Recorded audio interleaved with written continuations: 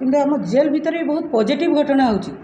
ये 14 जेल में बहुत रिहाबिलिटेशन स्कीम होची, रिफॉर्मेशन होची, बहुत किछि होची। इनक्वारी करूथली जेहेतु आपण माने कहिले जे जेल भितर एमती गोष्ठी कंदल होची, सेटा एक्चुअली गोटे लोक आसला स्टोन मैन तक कह जीवो से ता भाउजको ना काहाकू से पत्थर रे छेचिक आसला। से गोटे साइकियाट्रिक से राति अधरे उठिकी आकु गोटे पत्थरटे धरिकी बारंबार चेष्टा करूची आघात करबाकू, माने करिबी एई टाइम रे जेतल पिटिबाकू जेतल जाईची जेतल धरिची ए जे साइकियाट्रिक जन जाक रिकैप्चर भी हो गलो विदिन 6 मंथ्स भीतर आउर बर्तमान jail reformation under the guidance of our honourable DG Shri Sushant Nath बहुत आमर जेल प्रोग्रेस कर स्मॉल माइक्रो इंडस्ट्रीज ये 12टा ना 14टा यूनिट या भितर स्थापन है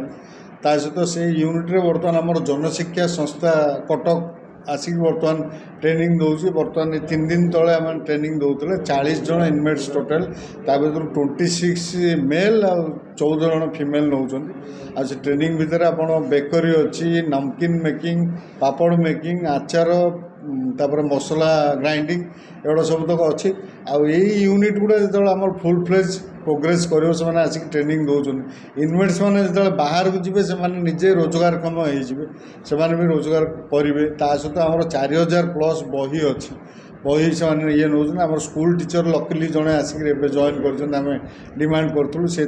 ओडिशा स्टेट ओपन यूनिवर्सिटी है कि इग्नू है कि